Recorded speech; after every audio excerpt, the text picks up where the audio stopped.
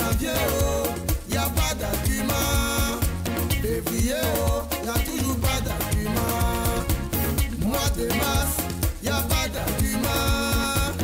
Avril, oh, c'est là tout est gâté. Tout voici la gueule, les gars, ils voulaient faire poisson d'avril, oh.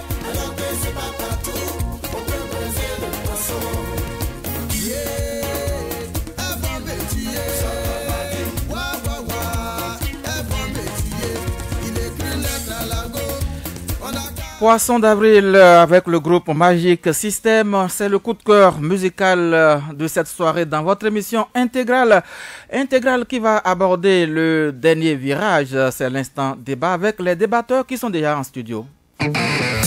Boulevard des opinions. Les journalistes de Soleil FM analysent l'actualité.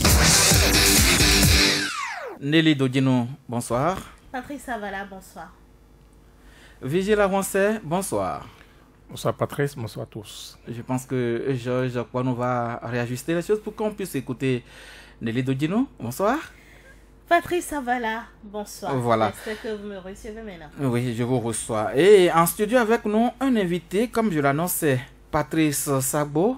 Bonsoir. Bonsoir, monsieur le journaliste. Vous êtes membre du groupe d'action sur l'intoxication des poissons au lac Toho, membre du réseau Djinokon, bien entendu, c'est ça? Je suis le trésorier général du réseau Djinokon, réseau qui fait partie du groupe d'action pour le lac Toho. Voilà, qui est bien précis. Alors, 2 milliers de poissons flottaient sur le lac Toho, arrondissement de Penou. Nous sommes dans la commune d'Atiémé. C'était dans la nuit du 19 au 20 mai 2018 et d'aucuns estimaient qu'il s'agissait d'un poison qui avait été déversé dans le lac pour entraîner ce drame. Mais le laboratoire central de sécurité des aliments a fait ses analyses et a rendu public son résultat le 5 juin et note la présence de l'oxytétracycline dans la chair des poissons. Quelques mois après, du mois de mai, aujourd'hui nous sommes en septembre, et ce mardi, le groupe d'action sur l'intoxication des poissons sur le lac Toho a fait une sortie médiatique et a saisi cette occasion pour saluer la promptitude d'action du gouvernement et a rejeté les résultats rendus publics par le laboratoire. Monsieur Patrice Sabo, vous êtes en studio, parlez-nous de ce résultat obtenu à la suite des analyses faites par le laboratoire. Je suis très mal placé pour parler des résultats du laboratoire. Je ne suis pas le directeur, je ne suis pas son représentant. Donc, comme vous l'avez dit, nous avons tous entendu ce qu'ils ont présenté en son temps. Et nous avons aussi suivi la conférence de presse organisée par le directeur général de l'environnement du ministère du cadre de vie et le directeur général de l'ABE. Moi, j'étais dans la salle quand les deux ont parlé. Donc, j'ai écouté les résultats et de ces deux personnalités de notre pays et j'ai mis bout à bout les deux résultats et j'ai vu que vraiment bon on a rien eu, il n'y a rien eu de concret et nous avons attendu le mois de mai jusqu'à ce jour pour voir est-ce que c'est fini, parce que le laboratoire de contrôle de sécurité sanitaire des aliments disait que ces résultats étaient provisoire. Provisoire va durer combien de mois, combien de temps? Donc c'est pour ça que nous sommes sortis, pour leur rappeler que vous avez dit quand même que ces résultats étaient provisoires. Jusqu'à l'heure où nous parlons là, qu'en est-il exactement? C'est pour ça que nous étions sortis. Et nous les avons invités, il faut vous dire, on l'a invité, le ministère du cadre de vie, le ministère de l'Agriculture, on a invité les populations qui sont à Penou, on a invité les élus locaux, effectivement, aussi, qui sont avec nous, et des ONG qui travaillent sur ce lac-là. On les a invités toutes, et elles sont venues hier au Kodiam. Ce qui s'est passé hier, par rapport au ministère de l'Agriculture, moi, j'étais déçu pour eux. Pourquoi? Nous avons annoncé notre conférence publique depuis plus d'une semaine. Et nous leur avons adressé des invitations écrites portées, ils ont déchargé. Mais nous étions surpris hier d'avoir vu les cadres de ce ministère organiser un atelier au profit des mêmes acteurs concernés par notre conférence dans une salle qui est juste la nôtre. Et aucun représentant de ce ministère n'était avec nous dans la salle. C'est le moment de remercier le ministère du cadre de vie qui a envoyé le directeur général de l'ADELAC, qui est resté du début jusqu'à la fin et qui s'est prononcé effectivement sur la situation telle que lui aussi le pense. C'est drôle, dramatique. Monsieur Patrice Sabo, après les résultats rendus publics par le laboratoire, quelles sont les démarches que vous avez menées pour en savoir davantage sur le travail que fait ce laboratoire pour nous sortir un autre résultat, puisque l'autre était provisoire? Nous n'avons pas attendu les résultats du laboratoire avant de nous rendre sur le terrain le 24 mai 2018. Nous avons interrogé les pêcheurs, le CA de la localité. Nous avons interrogé les mareyeuses. Nous avons interrogé les agents de la ferme qui a perdu des tonnes de poissons. Nous avons eu la chance de croiser sur notre chemin le directeur départemental de l'agriculture et de l'élevage qui nous a parlé très brièvement. Et nous sommes revenus faire le point.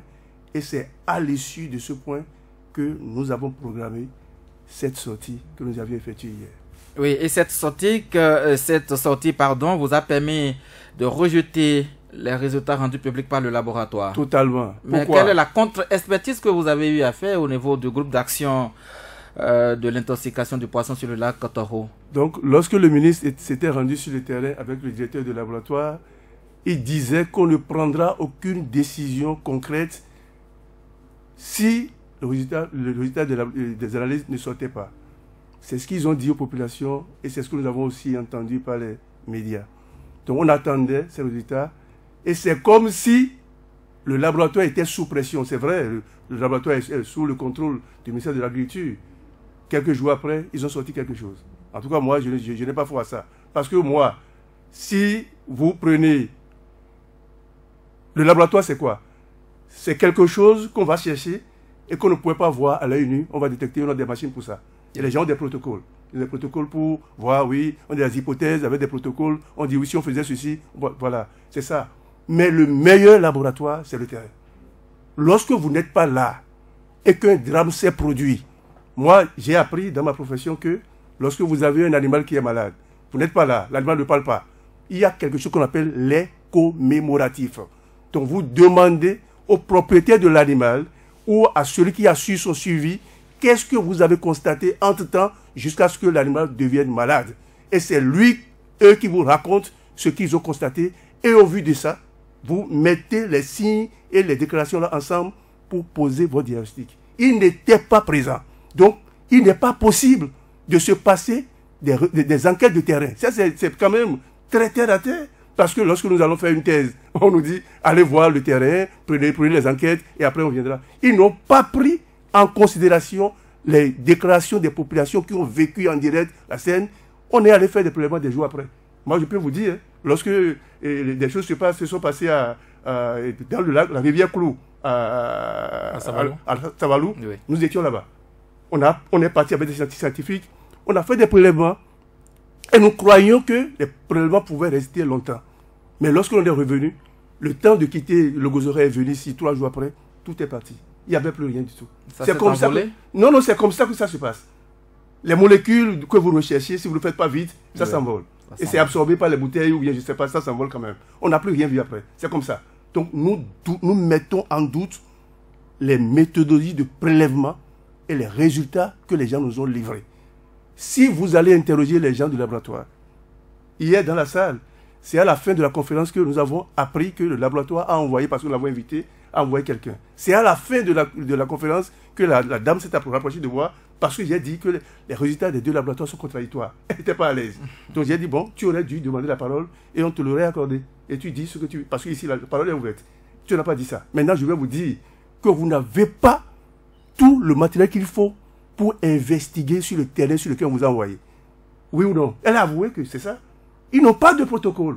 Parce que, précipitamment, on nous a parlé de la présence ou non de pesticides. Est-ce que nous on a dit ça?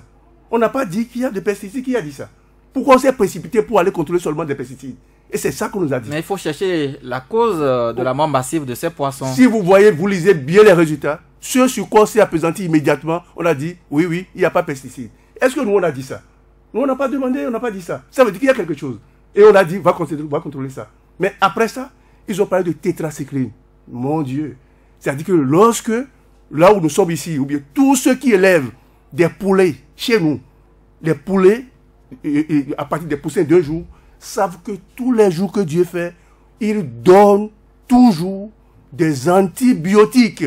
Même sur les étiquettes, on indique que les antibiotiques, par rapport à la viande, il faut respecter un temps de délai. Par rapport à l'œuf, rien n'est respecté. Ça veut dire que tous ceux qui consomment les viandes de poulet de chair, les poulets recyclés, les pondeuses, tout ça, consomment tous les jours des antibiotiques, des résidus. Des résidus, c'est ça. Toujours, c'est ça. Ça veut dire qu'on va dire que, bon, voilà, c'est ça qui a tué, c'est ça qui a tué, ça qui a tué. Moi, je n'ai pas appris. Là-bas, sur le terrain, les gens nous disent que lorsque les poissons, parce que c'est plusieurs poches de poissons qu'on a installées à l'intérieur du lac. C'est pas en dehors, c'est dedans. Et on a vu ça. On ne nous a pas dit qu'on donne des antibiotiques tous les jours. Mais ce qui est constant, c'est qu'on donne de la provende. La provende, c'est un corps étranger. Et qu'on met des éléments chimiques. La méthionine, la lysine, tout ça, qui constituent des corps étrangers pour le lac. Lorsqu'on va mettre, on n'est pas allé vérifier, est-ce que c'est la provende qui a fait ça? On n'a pas dit ça. Est-ce que c'est la provende combinée à une température, tout ça là qui a fait ceci? On n'a rien dit. Et on s'est adressé à des pesticides. On attend toujours le résultat, l'autre résultat du laboratoire. Ils n'ont rien dit. Pour moi, là, leurs résultats ne permettent pas de prendre une décision parce qu'en temps, on a interdit tout accès de ce lac aux pêcheurs qui ne se nourrissent que de ça. Leur profession et leur source de revenus, ce n'est que la pêche. Mais on les a interdits de pêche et d'accès. Mais là, si on n'a pas les résultats, quand est-ce qu'on va leur dire aller ou ne pas aller? C'est ça notre difficulté. Merci voilà. À vous, monsieur. Et hier, dans la salle, on a demandé aux représentants du chef d'arrondissement, aux pêcheurs et à une ONG qui travaille sur le terrain, est-ce que les gens sont revenus vous dire les résultats de laboratoire? Ils nous ont dit, ils ont appris l'information à la télévision. Ce n'est pas normal. Vigile Avancé, voilà la situation que nous avons vécue entre le 19 et le 20 mai. Et voilà les résultats rendus publics par le laboratoire. Et voilà la réaction de ce groupe d'action sur l'intoxication des poissons au lac Toho. Moi, je vais commencer par saluer ce courage-là de cette plateforme d'ONG. C'est en lui-même un sujet, je vais dire. Parce que dans un pays où tout le monde a peur, tout se tait, tout s'aligne, voilà, qu'ils aient trouvé le courage de faire le travail de veille comme c'est dévolu, n'est-ce pas, aux organisations comme celle-là, eh bien, j'ai envie, plutôt que de répondre à votre question, poser encore des questions à M. Sabou. Qu'est-ce qui a bien pu se passer? Parce que je suis sûr, connaissant mon pays, connaissant le Bénin, les méandres de cette conférence de presse, vous avez raconté une partie où on a essayé, n'est-ce pas, c'est honteux. Mais bon, il y en a qui assument tout. Ils assument tout. Ils ne savent pas qu'en le faisant, n'est-ce pas, vous gonflez la honte. Bah, je dis, ils sont encore vaccinés. Comme ça. Qu'est-ce qui a bien pu se passer, n'est-ce pas?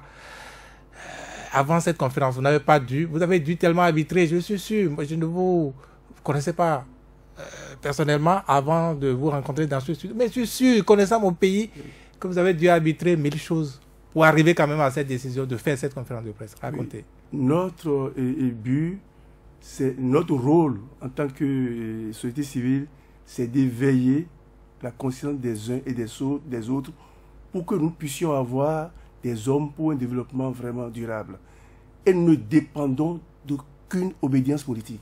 Nous sommes libres et je crois quand même qu'on ne peut pas nous arracher la liberté d'expression. Nous sommes rendus sur le terrain. On attendait que les gens nous disent il y a ci et ça. Nous avons attendu pour que les gens ne nous disent pas que, comme les gens ont l'habitude de le dire, nous sommes, ils sont dans la précipitation, ils sont dans le ceci, ils sont téléguidés par des camps politiques. Non.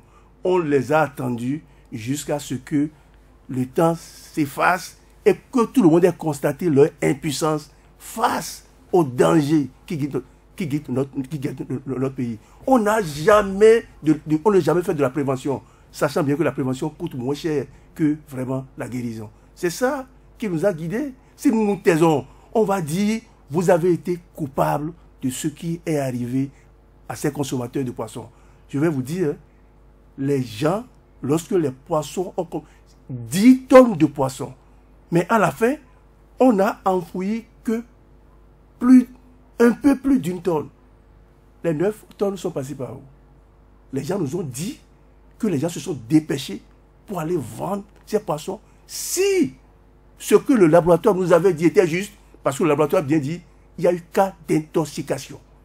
Le laboratoire est bien écrit, intoxication. S'il y avait vraiment eu intoxication qui pouvait tuer les gens avaient consommé 9 tonnes de poissons et personne n'a investigué pour savoir est-ce que quelqu'un est mort ou est-ce que c'est vendu, qui a fait ça? Rien et tout à fait rien. Donc on ne peut pas se taire sur ça. D'autres drames de ce genre, plus graves, pouvaient se produire. Et c'est en prévision de ça que nous alertons les autorités pour leur dire nous devons voir clair dans cette situation pour vraiment la santé. Il y a des maladies chroniques où ce n'est pas le jour où vous avez consommé que vous mourrez. C'est ça. Donc, c'est ce que nous voulons seulement dire. Donc, on doit rechercher les causes immédiates ou lointaines qui ont provoqué ce drame. Parce que de mémoire de population de Kwenou, ils n'ont jamais vu ce drame se faire s'opérer sur le lac. Qu'est-ce qui a pu bien se passer? Ils nous ont dit, comme étant bons traditionnalistes, que c'est parce que les dieux du lac avaient l'habitude de prendre du bœuf comme sacrifice et depuis plus de 15 ans, on n'en a pas offert. Et c'est pour cela que c'est comme ça. Moi, je ne suis pas de là-bas, mais je les respecte. Mais nous devons être plus responsables en élucidant vraiment ce qui s'est passé parce que ça peut encore revenir. Ça peut encore revenir. Et lorsque ça revient et que les gens parlent un peu, ils se taisent. Et c'est au moment des campagnes qu'on va là-bas pour dire on va donner 200 000 francs pour vraiment et enterrer des cadavres. Comme les pesticides dans le nord de notre pays. Nous ne voulons plus ça. C'est pour ça. Il n'y a plus rien qui s'est passé. Comment ça il n'y a pas eu pression. Nous avons joué notre rôle. Et c'est ce à quoi ça aboutit. Et c'est ce rôle que nous on salue. Parce que ne croyez pas que vous agissez pour rien et que les gens ne vous observent pas. Nous, on vous a toujours observé sur comment on appelle, les OGM. Voilà. On vous a observé sur le dernier combat à l'Assemblée nationale avec... Vous prenez tous les risques. Vous ne calculez pas. Je vais parler de ces organisations-là. C'est pratiquement, voilà, ceux qui tiennent encore vraiment l'antenne de la veille, malgré tout, malgré les contextes. On vous en félicite. Merci. Parce que peut-être c'est l'une des rares choses que vous n'entendez plus. Oui. Vous êtes les rares fous encore dans cette république-là. Et vous allez entendre, hein, c'est vite arrivé, vous êtes aujourd'hui sur Soleil FM. On vous dira, non, oui, voilà, c'est à Diavon qui les conduit. Voilà, on est dans un pays de pollution. Ça également, c'est à démasquer. Hein. C'est un diagnostic qu'il faut faire et puis trouver les solutions. On a toujours emballé les choses comme moi. Quand on a annoncé le sujet, moi, je me suis rappelé de cette affaire-là qui a brûlé le marché d'Antokpa. Et, vous voyez, on m'avait dit, j'avais été sanctionné pour ça, par exemple. Parce que le camion qui a brûlé le marché d'Antokpa aurait pu brûler, je ne sais pas moi, n'importe où. Si c'est là où le policier qui est venu, n'est-ce pas, voulant prendre 2 000 francs, en plus des 10 000 francs qu'il avait déjà reçus, ça également c'est le Bénin. Si c'était ailleurs, ben, ça serait, le drame se serait produit là. Ce ne serait pas le marché d'Antokpa qui avait brûlé. On nous avait dit, allez, taisez-vous, il y a une commission d'enquête. De cette commission d'enquête, vous avez entendu quelque chose jusqu'à présent? Oui. Quand on parlait du lac Toro, on avait parlé de résultats provisoires. J'avais souri, je savais qu'il n'aurait rien. Et il n'y a que des fous comme vous, excusez-moi, pour rappeler ça à la conscience. Voilà des gens... On ne peut pas affirmer qu'il n'aura rien. Il a quelque chose. Pourquoi on peut toujours attendre le laboratoire? Il n'a pas le temps du silence, il n'a pas le temps de la vérité. Mais mon Dieu, il n'aura rien, malheureusement, et c'est anormal. Et c'est pourquoi des gens comme vous doivent pouvoir sortir, n'est-ce pas, pour pouvoir nous rappeler à ces dirigeants. Parce que c'est eux qui ont la décision. C'est eux qui doivent faire. Maintenant, si ils sont impuissants. Si ils n'ont pas, disons, les moyens techniques, parce que ça également, c'est le Bénin, c'est l'une des caractéristiques des pays sous-développés. Est-ce qu'on n'a pas droit, notre opinion n'a pas droit à la vérité? Est-ce que c'est honteux? Est-ce que quelqu'un dit que c'est eux qui sont allés empoisonner le lac? Est-ce que quelqu'un a dit que c'est eux qui sont coupables? C'est quoi le problème où chacun ne peut pas rester dans son couloir? Vous voyez, on s'est empressé de justifier. Vous avez parlé tantôt de pesticides, comment on a appelé le produit? Non, il faut vous laisser ça. Non, mais c'est la même chose. Personne n'accuse personne. On peut même pécher par ignorance. On peut, non, voilà. Ça ne participe pas à la construction d'un pays. On est pays sous-développé, on s'enfonce dans le sous-développement. Des drames du genre, il en a tellement eu. Sans suite, sans explication. J'ai souvent donné l'exemple, n'est-ce pas, de Jean-Christophe Ngbo, ce journaliste du matinal, qui a été retrouvé presque mort. C'était le seul survivant encore en ce temps-là de sa famille, d'une famille de 4 ou 5 personnes. Tous les autres membres étaient décédés. Jean-Christophe Ngbo est mort 1 mois après. Donc toute la famille a été décimée comme ça. On n'a pas connu la cause et à ce jour, on n'a pas connu la cause. Voilà dans quel pays nous sommes, où les drames se répètent comme ça. Hier, c'était le lac Toro. On attend encore le lac, je ne sais où, pour pouvoir crier, faire des conférences, prendre des décisions. Et puis ça s'arrête là. Nous sommes condamnés parce que nous sommes nés au Bénin. Est-ce que c'est la fatalité? Est-ce qu'il faut s'abonner à la fatalité? Je ne pense pas. Ce que nous faisons, c'est la veille. C'est dirigé contre personne. Contre personne. Il faudrait que les gens puissent le comprendre. Nelly Dodinou, le laboratoire d'analyse de sécurité des aliments a rendu public son résultat après analyse et a dit que c'était provisoire. Aujourd'hui, le groupe d'action sur l'intoxication des poissons fait sa sortie médiatique et remet en cause et dit ne pas trouver une crédibilité dans ces résultats rendus publics. Est-ce que vous ne voyez pas qu'on devait quand même attendre le laboratoire, étant entendu que ce laboratoire, comme l'a reconnu M. Patrice Sabo, n'a pas le dispositif nécessaire pour faire ces genres d'analyse et rendre public vraiment, véritablement les résultats issus du drame de Toro? Est-ce que vous, Patrice, vous êtes fier de ce que le laboratoire, le seul d'ailleurs au Bénin, n'est pas le matériel? Est-ce que ça s'entend? On n'a peut-être pas été prévisible. Est-ce que ça s'entend? C'est ça le Bénin.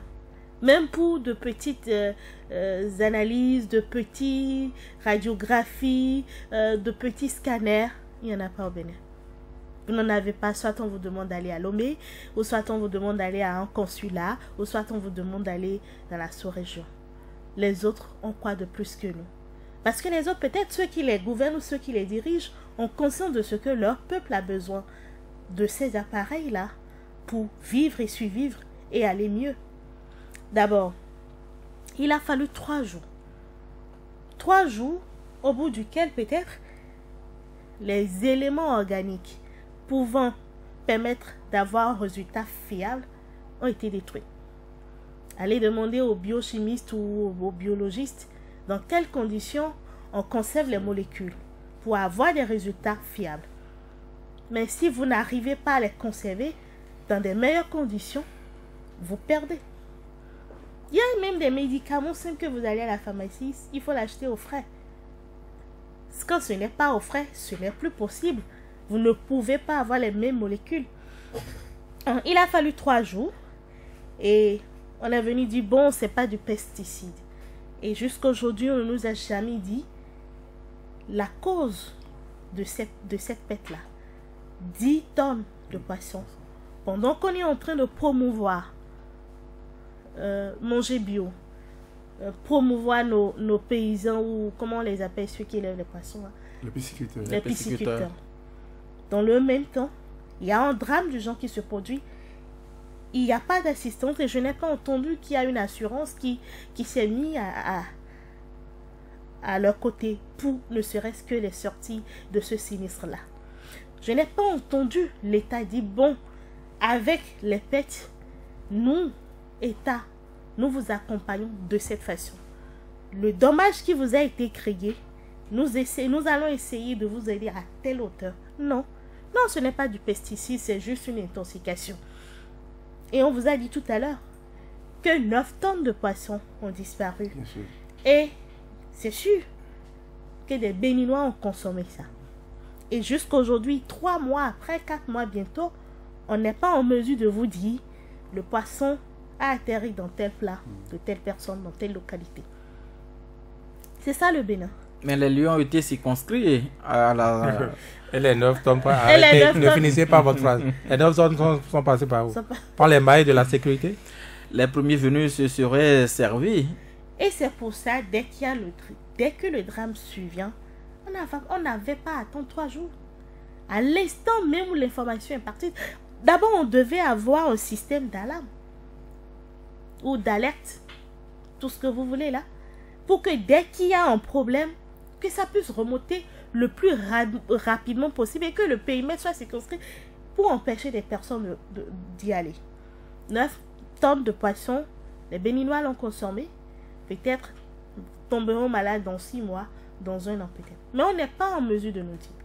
Et 3 mois après, les résultats provisoires, on n'est pas en mesure de vous donner les résultats définitifs. Alors qu'on a composé le bac, le baccalauréat, on a eu des résultats provisoires, première partie, deuxième session.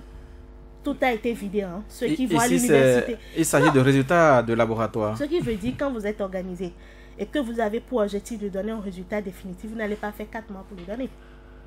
Donc, on a vidé ce dossier-là. C'est ça la gestion de la République, quoi. Quand ce n'est pas nous, bon, on peut s'en passer. Bon, c'est leur problème là-bas. C'est leur problème, c'est la masse paysanne. Ils vont se débrouiller, ils vont rester chez eux. Bon, ça dépend. Mais sans se dire que ça vient augmenter le nombre de chômeurs, ça vient augmenter à la crise que nous avons comme crise sociale, ça vient augmenter à la misère de la population.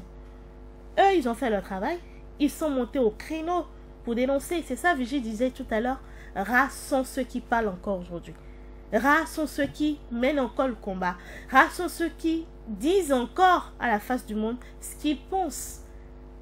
Par rapport à un dossier, ils ont eu leur position, ils ont fait leur enquête et ils sont pas d'accord avec la façon dont les choses ont été menées, la façon avec la manière avec laquelle on a vidé ce dossier-là pour dire bon, oui c'est bon, s'il n'y a pas de pesticides, c'est juste une intoxication et on passe à autre chose. Alors que peut-être dans 2 mois, dans 5 mois ou bien peut-être dans 1 an, un autre drame surviendrait. On ne pourra pas avoir de la matière pour dire bon, il y a 2 ans, des poissons, on en a eu comme ça. C'est fort probable que, mais en attendant, nous affirmons ça, le temps de faire d'autres enquêtes, de faire d'autres analyses pour pouvoir dire si ce n'est pas le même cas.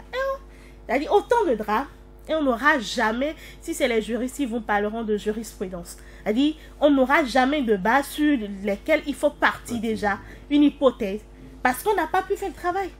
Il y aura un autre lac où on nous parlera peut-être de 100 000 tonnes. On ne pourra pas vous dire, bon, tel que c'était passé au niveau du lac Toro, c'est possible. On donne cette hypothèse en attendant de vérifier l'hypothèse. Voilà le Bénin dans lequel nous sommes. Donc tout le monde, ceux qui sont astreints à être passifs vont l'être, mais ceux qui pensent qu'il faut continuer le combat, il faut pouvoir dire les choses à la face du monde, il faut pouvoir dénoncer quand il le faut, il faut pouvoir interpeller l'autorité quand il le faut pour lui permettre de prendre conscience de ce que les choses ne vont pas forcément bien ou bien comme il le pense, il faut faire autrement. Monsieur Patrice Sabo, on a l'impression que vous dénoncez une complicité entre du gouvernement dans ce dossier, pour être plus précis, quand on sait que le laboratoire qui a été saisi pour faire les analyses nécessaires a rendu public son résultat provisoire et qu'aujourd'hui on est là à attendre toujours d'autres résultats issus des analyses qui seraient faites après le drame. C'est un peu comme si vous dénoncez une certaine complicité à la survenance de ce drame de Toro. Non, il faut faire les précisions. Moi, je félicite d'abord l'urgence, la promptitude du gouvernement à travers le ministre. Il faut féliciter ça. Le ministre est parti 2 jours après et avant qu'il n'aille là-bas, le directeur départemental, les autorités locales, avec la radio Locosa, ils ont déjà commencé par faire de l'information, de la sensibilisation avant que le ministre n'aille là-bas. Ça, il faut le dire très clairement. Et vous avez approuvé ça. Il faut les féliciter pour ça. Franchement, il faut le dire. Mais, lorsqu'on est allé là-bas, on a demandé, est-ce que ce sont les poissons du lac qui sont décimés, qui sont morts, ou bien c'est les poissons d'une exploitation privée? Il n'y a pas 10 000 tonnes de poissons dans le lac de Toro. Non, ce n'est pas ça. Ce que nous dénonçons ici, il faut dire les choses telles qu'elles sont et rassurer les consommateurs et les populations que nous sommes. Et prendre des décisions qui puissent les orienter à protéger le lac durablement. C'est ce que nous voulons. Nous avons constaté que il semble que le ministre se sentait accusé. Comme M. Vigile dit, oui, que bon, on va l'accuser de... Bon, quoi. Non, personne ne va accuser le ministre. Le ministre a fait son travail et a donné des instructions et point barre. Moi, je n'ai pas l'habitude de parler de... Non, le gouvernement n'a rien fait de mauvais ici. Celui qui n'a pas permis de voir clair, de clarifier la situation et qui est un technicien de son état, c'est le directeur du laboratoire. Il n'est pas seul, il travaille dans une équipe au non, niveau du laboratoire. C'est lui qui donne l'ordre. Oui, je peux. Mais avant de faire, voici ce dont j'ai besoin. Si tu n'as pas les choses, demande aux gens de commenter les analyses ailleurs. Nous sommes capables de le faire. Et peut-être que le laboratoire l'a fait à travers le directeur. Non. Si vous allez sur le terrain, qu'est-ce que les gens vont vous dire? Ils ont dit, nous avons constaté que l'eau a changé de couleur. Comment on contrôle ça? Subitement, ce que nous n'avons jamais vu, l'eau a changé de couleur. De la couleur verte, l'eau est devenue rouge. Non, rougeâtre, c'est une couleur, comment on dit ça? C'est marron, rougeâtre, comme ça, c'est un truc comme ça. Mais ça devait, comme vous avez écrit ça devait surprendre aussi la population. Orange, comme ça. Et ça a duré. Et on a des mousses après. Deuxième chose, ils ont dit brutalement, l'eau a augmenté considérablement de température. Mais c'est des hypothèses qu'il faut vérifier. C'est ça. Est-ce que ça a quelque chose à voir avec pesticides? Subitement comme ça. Moi, je n'ai pas compris. Donc, il faut écouter les populations. L'eau a augmenté brutalement de température. Pourquoi? Est-ce qu'on a des choses pour aller vérifier ça? Pourquoi c'est comme ça? Pourquoi l'eau a-t-elle changé de couleur? On n'a pas dit ça. Et on nous dit, voilà. C'est comme s'il y avait une pression. Non. En tant que technicien, il doit prendre son temps, évaluer son équipement, son équipe, ses besoins, ses outils, pour voir qu'est-ce que je suis en besoin de faire dans ce labo et qu'est-ce qu'il faut commanditer ailleurs. Moi, je pense que c'est comme ça. Si on met bout à bout les résultats du laboratoire du BAEP et les résultats du laboratoire du ministère du cadre de vie avec les déclarations des populations, on ne peut pas démêler les chevaux. On ne peut pas. Il n'y a rien de concret qu'on puisse avoir pour dire il y a ça et il y a ça. On prend telle mesure pour que cela ne se vienne pas. Le ministre a dit qu'on a pris des dispositions pour sécuriser le lac. Il nous a dit ça. Nous, on est parti 3 jours après. Il n'a pas un militaire là-bas. Et nous avons vu des pêcheurs qui étaient en pleine pêche. On a attendu, ils ont ramené les produits. Et nous avons vu, photographier, poser des questions. Mais c'était des poissons morts que vous avez découverts? Non, c'était des poissons qui troutillaient dans le filet qu'ils ont ramené. On a vu ça. On a vu des malheureux. Ça veut dire que les effets, entre-temps... Je vais vous dire. Il faut que les gens soient conséquents envers eux-mêmes. Regardez. J'ai entendu le directeur départemental de l'élevage de la pêche sur une radio qui a dit que le privé a été autorisé par les autorités pour occuper le lac. Est-ce qu'on lui avait donné un cahier de charge? Est-ce que les gens savaient déjà ce qu'il va amener comme corps étranger pour vendre ces poissons même? Est-ce que les poissons sont adaptés à la qualité de l'eau de ce truc-là? Et il n'est pas à sa première expérience, s'il vous plaît. Ce sont ces agents qui nous ont dit, ça fait la deuxième fois qu'il subit le même sort. Pour la première fois, ce n'était pas des poissons, le lot n'était pas aussi important. Mais si on lui avait donné de bons conseils, c'est pourquoi je reviens sur les analyses de madame. C'est que si à la première édition, qu'il a commis ces déboires, on lui avait dit, voici probablement ce qui aurait été à la base de ton échec, il n'aurait pas commis les mêmes erreurs. Maintenant, il est venu avec un lot plus important, il a tout perdu. Regardez, si je ne connais pas la superficie du lac, on a autorisé un monsieur avec un tel lot de poissons. D'autres vont dire, le lac c'est un bien public, je peux aussi demander 1, 2, 3, 4, 5 personnes se mettent autour de ce lac-là. regardez la capacité de charge extérieure qu'on a déversée dans ce lac-là pour avoir quel résultat? Non. On ne peut pas accepter ça. Nous ne sommes pas bêtes. On n'est pas techniciens. Nous travaillons beaucoup dans la conservation et la gestion durable des zones humides. Ce n'est pas comme ça. C'est des zones très très fragiles auxquelles nous devons faire beaucoup attention pour en bénéficier longtemps. Donc, le lac n'est pas sa propriété. D'autres personnes peuvent dire, celui qui est là, moi aussi je peux demander. Et il y a 5 ou 10 autres personnes qui demandent l'autorisation de mettre 10 tonnes de poissons dans le lac. Qu'est-ce que nous voulons? Est-ce que les pêcheurs locaux peuvent même avoir accès direct à leur lac? Ils ont dit que Bedossou, notre lac là, a des interdits et des totems. Le privé peut-il respecter ces totems-là? Même si c'est faux, il faut leur reconnaître ça. Si c'est un contrat, il faut respecter les clauses du contrat. Le lac d'abord est là pour les pêcheurs locaux. C'est leur propriété. On va les aider à utiliser le lac durablement pour mieux en profiter. Mais lorsqu'on installe des privés qui font des exploitations industrielles auxquelles les gens ne sont pas habitués dans la localité, est-ce qu'on a évalué les impacts que pourraient avoir ces agissements des privés sur le lac?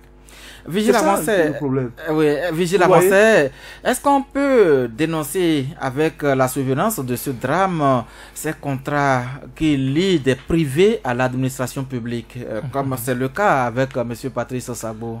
Oui, mais les dernières déclarations de M.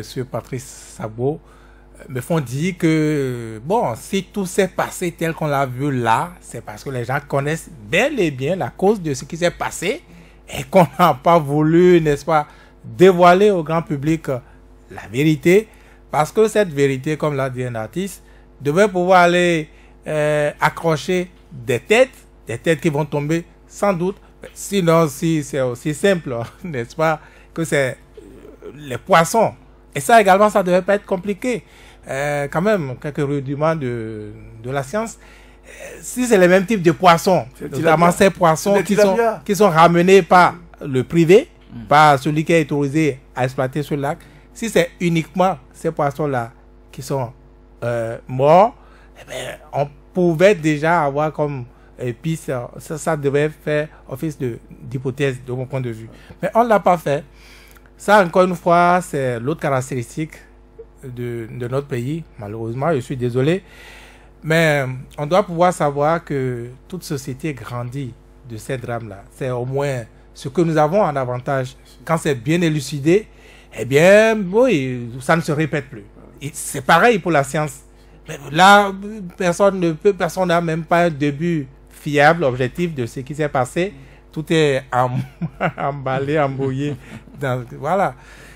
Malheureusement, donc, moi, qu'on soit clair, hein, moi non plus, je ne condamne pas souvent les autorités pour ces drames-là. On a parlé de l'effondrement du pont de Sota.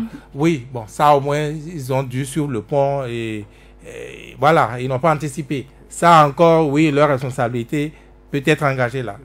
Mais pour un lac qui du jour au lendemain voit ces poissons mourir, les autorités ne vivent pas là, mais voilà, ils constatent tous que cela est arrivé.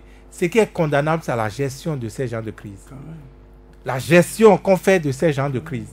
C'est vrai, nous sommes un pays sous-développé, on a d'autres priorités, donc on ne va pas demander qu'on investisse tous les moyens dans un laboratoire pendant un drame éventuel, mais on est en même temps dans une communauté mondiale. Quand vous ne pouvez pas, quand vous avez montré vos limites, et on ne demande pas d'être plus fort que vous-même, mais dites la vérité. Les gens nécessairement vont vous venir en aide. Mais on a d'autres cas, on a d'autres pays, et ça nous revient. Comment ça se gère? Pourquoi on fait comme si c'est une honte personnelle, comme si c'est une incapacité personnelle, comme si c'est une affaire personnelle, comme si... Bon, voilà, moi, je ne comprends pas. Et plusieurs fois, ça s'est passé. On va pas faire... Moi, je n'ai pas l'habitude quand même de faire ces genres de procès, parce que ces genres de drames surviennent. Mais c'est la gestion, encore une fois, qui est le problème. Il en a, hein, il a tellement de cas dans ce pays. Ouais. Je vais vous donner un exemple, peut-être ça n'a rien à voir avec... À Porto-Novo. Oui. Vous savez que les sapeurs-pompiers n'ont pas de véhicule, par exemple? Vous savez que les sapeurs-pompiers de Porto-Novo, de Lomé Plateau, n'ont pas le matériel, les outils, je ne parle même pas de... Ils en avaient, même peut-être que c'est tombé en panne. Vous parlez, vous, de quoi? Vous les connaissez pas mieux que moi. On voit le véhicule circuler, vigile avancé. Oui, on voit le véhicule. Mais quel type? Voyez, tout un département. Voyez, tout un département. Actuellement, ils n'ont qu'un véhicule. Et quel véhicule? J'aurais dit demi-véhicule si ça existait. Dans leur état actuel. Le grand véhicule pour les incendies. Le camion citerne. Voilà. C'est presque pareil.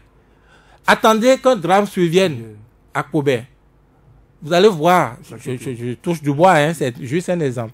On va commencer par accuser, oui, ils n'ont pas telle machine. On n'anticipe pas. On n'anticipe pas dans ce pays-là. Et après, bon, on commence par faire. Et tout se tait et tout se tue. Et la vie continue. Est-ce que c'est des gens normaux? Est-ce que c'est un pays normal qui fonctionne comme ça? C'est vrai, on a les moyens qu'on a.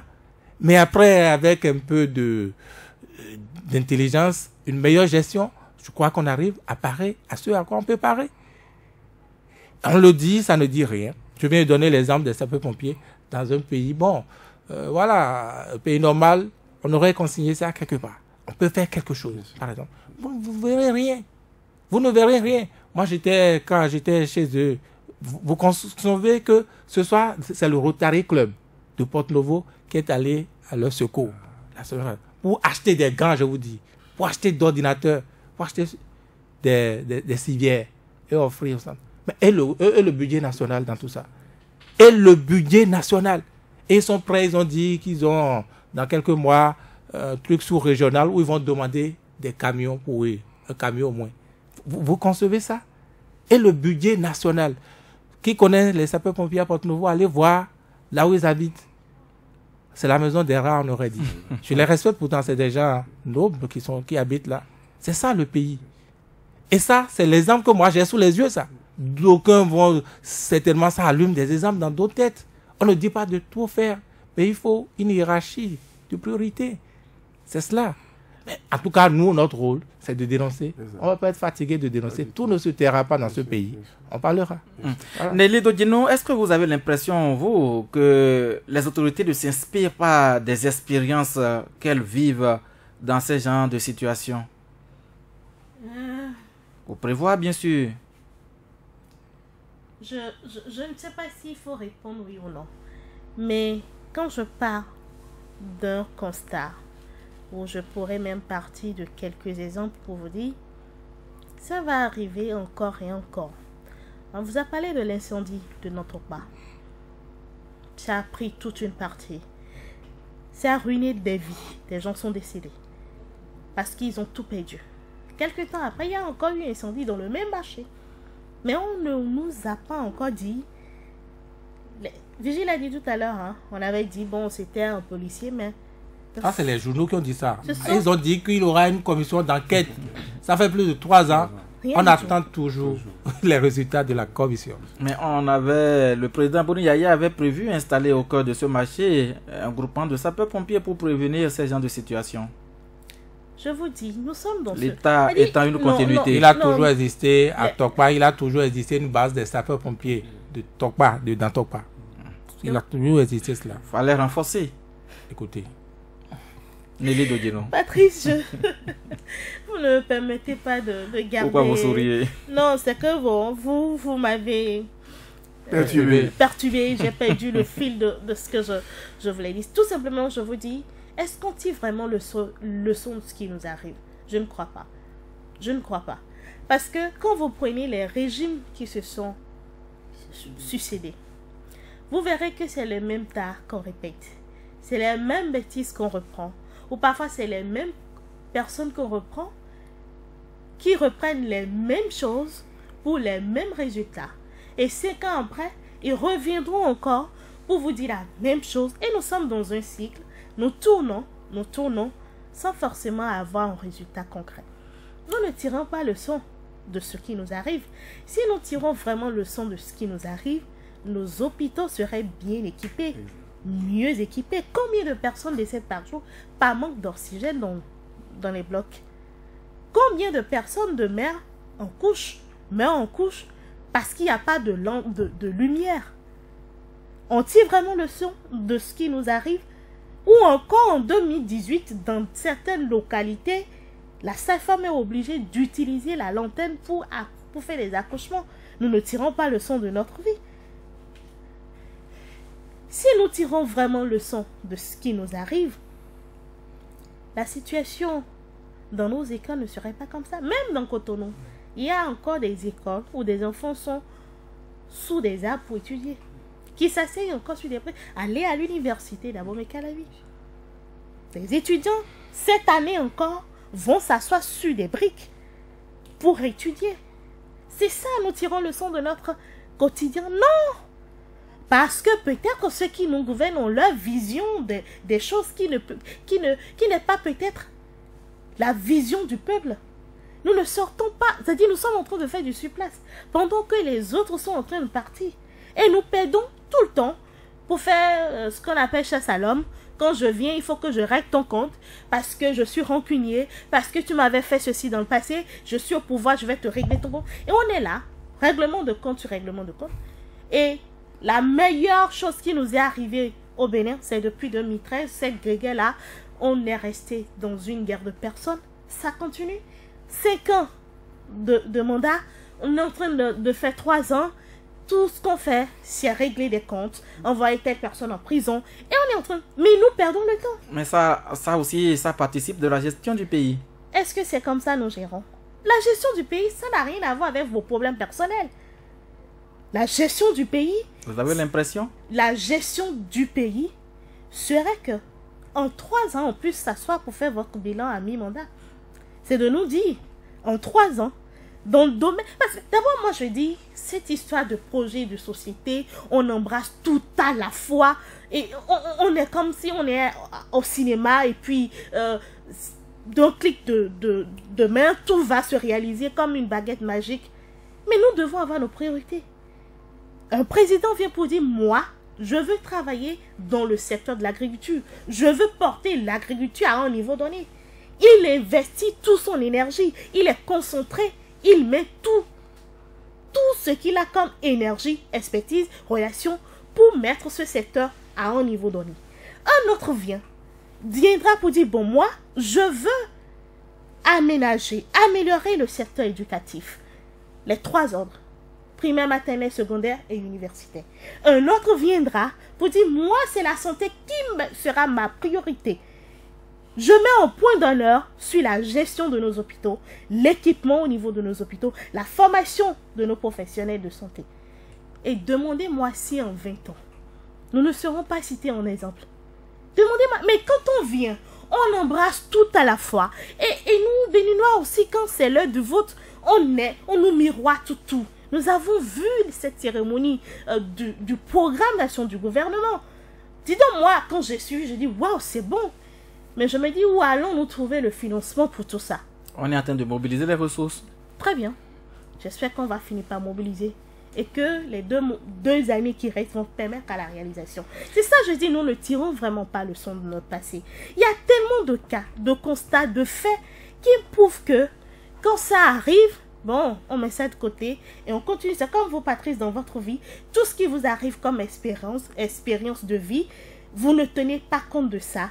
Ça ne vous sert pas de leçon, mais vous êtes dans la nature. Ce qui veut dire que vous allez répéter les mêmes bêtises, les mêmes erreurs, sans forcément tirer leçon de votre vie. Et vous allez vivre inutilement. Parce que si vos expériences de vie ne vous permettent pas d'améliorer et de devenir un modèle, ceux qui vous entourent n'auront rien à tirer de ce que vous vivez.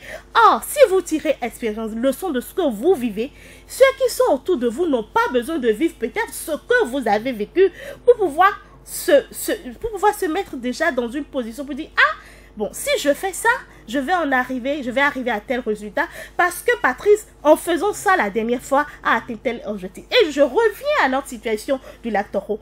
On a dit, il y avait un premier cas.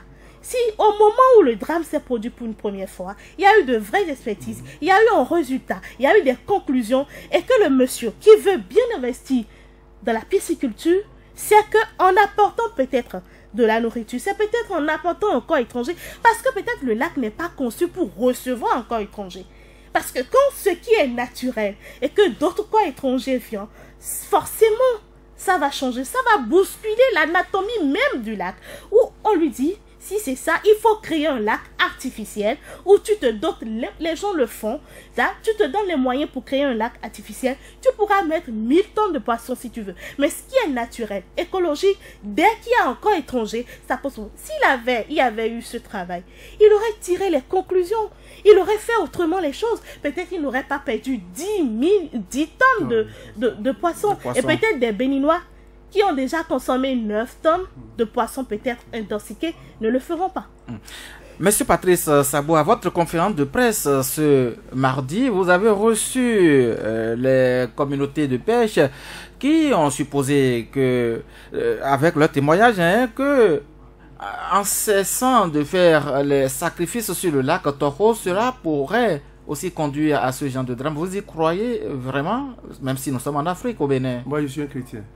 Mais je crois fermement à la capacité d'action de nos connaissances traditionnelles. Il faut y croire absolument. Parce que lorsqu'on parle de mondialisation et de... je sais pas... il y a un autre mot.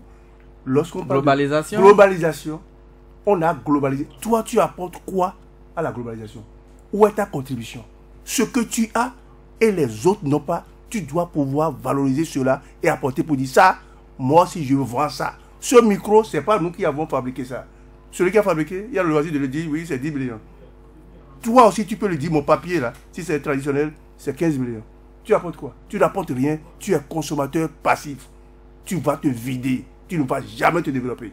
Moi, je peux le dire, je suis un spécialiste de la diversité biologique et le Bénin a ratifié la Convention sur la diversité biologique qui fait la promotion des connaissances traditionnelles et des peuples autochtones et traditionnels qui les portent.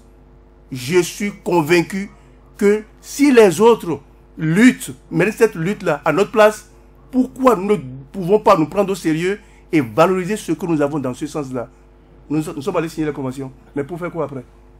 C'est ça. Moi, je suis chrétien, je crois fermement en ces valeurs pour dire, ce n'est pas du fétichisme. C'est-à-dire qu'il y a le côté culturel et le côté culturel que nous pouvons utiliser. Ces communautés qui lui disent ça, elles ont vécu dans ça pendant des années et elles ont vu les manifestations de près. Je ne peux pas les contredire. Oui, Vigile Avancé, oui. La Cour royale fait des sacrifices sur ce lac et apparemment, avec la cessation de ces rituels, elle estime que cela pourrait engendrer ce drame qu'on a eu. J'espère que depuis ce temps-là, ils ont tué un certain nombre de bœufs en rattrapage et en prévision de ce qui pourrait mais encore qui peut arriver. susciter ça? Mais en même temps, si, non, aucun intérêt. Il faut être d'accord avec moi que les dieux sont capables d'embrouiller et le laboratoire, et les laborantins, et le directeur de laboratoire. Pour qu'on n'ait pas un résultat fiable. Oui, pour aller jusqu'au bout du mal, de la punition des hommes. Bon, puisque, on suppitons. Plus sérieusement, moi, je vais vous dire, qu'est-ce qui a changé aujourd'hui, après le drame? Qu'est-ce qui a changé sur le lac Toro? Voilà, c'est la fatalité à laquelle moi je refuse que notre pays s'abonne. Et puisqu'on n'est pas parvenu à des résultats objectifs, on ne tient rien de concret, mais effectivement, rien ne peut changer. On est là, on s'attend encore à d'autres drames pour réagir, faire dans l'émotion. Moi, je vais vous dire, j'ajoute, parce que nous avons été sur le terrain. Le ministre est parti sur le terrain 2 jours après il est parti. On a pris des mesures conservatoires d'accès au lac. Nous sommes allés, je répète, nous avons vu plusieurs pêcheurs sur le lac. Qui étaient en activité. En pleine activité, que ce soit pêcheurs ou mareyeurs. On n'a pas vu une ombre de force de sécurité.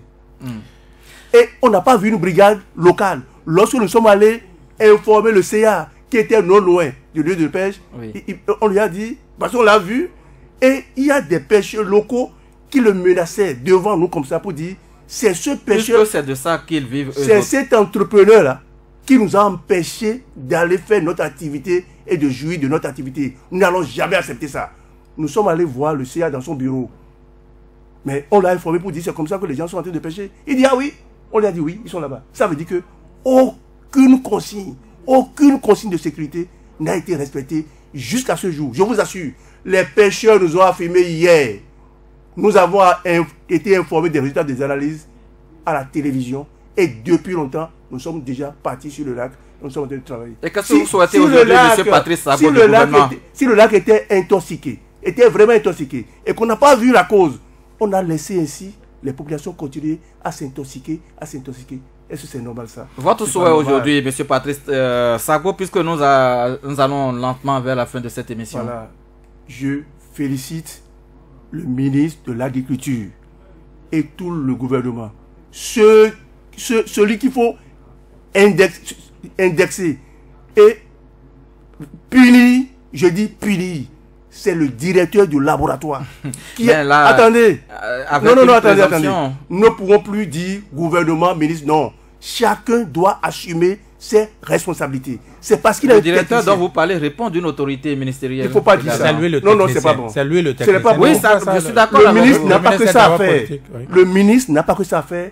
Le président de la République n'a pas que ça à faire. C'est pour ça qu'on a équipé le labo. C'est à lui de dire, on n'a pas tout pour faire ce que vous nous demandez. Pourquoi il ne peut pas dire ça? 2, nous demandons qu'en dehors de ce laboratoire, il y en a d'autres sur nos campus, dans nos universités, qui peuvent aider à aller loin dans les résultats.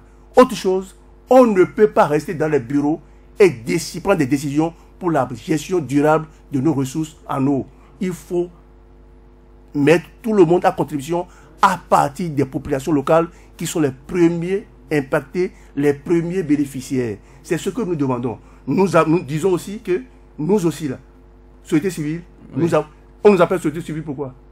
Moi, je n'ai pas un boulot.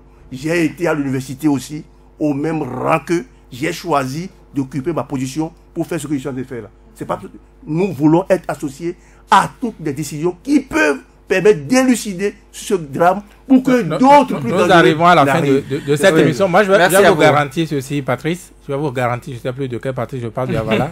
Non, Patrice Sagbo. Nous vous garantissons que si dans un mois, si dans 2 mois, parce que dans ce pays, il faut être concret. Et nous sommes concrets. Ils ne font rien.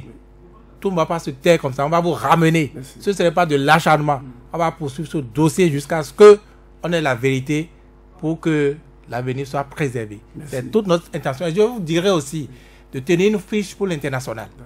Ah oui, tenir une fiche pour l'international, pour pouvoir montrer à la communauté internationale, votre communauté, en tout cas vos acteurs à l'extérieur, que bon, voilà comment on gère des dossiers pour que demain, s'il est plus grave, que vous puissiez, n'est-ce pas, pas dégager votre responsabilité, mais pouvoir les avoir à côté. Et peut-être ça pourrait aussi changer les gens, nos décideurs ici. Nelly Dodino, 30 secondes, puisque nous allons à la fin. 30 secondes. Bon, je souhaiterais que le combat continue. Beaucoup de courage à ceux qui mènent encore le combat, qui ont encore le courage de parler, de dénoncer et de souhaiter le meilleur pour le Bénin. Merci à vous, Nelly Dodino. Merci à Vigile Avancé. Merci également à Patrice Sagbo, qui est membre du réseau Djinokon et qui représentait ici sur ce plateau le groupe d'action sur l'intoxication des poissons sur le lac Toro. En face de nous et à la mise en onde, Georges Ponou, qui a pris la place de Edgar Nyakadia. Demain, c'est un autre jour. Autre émission. Bonsoir.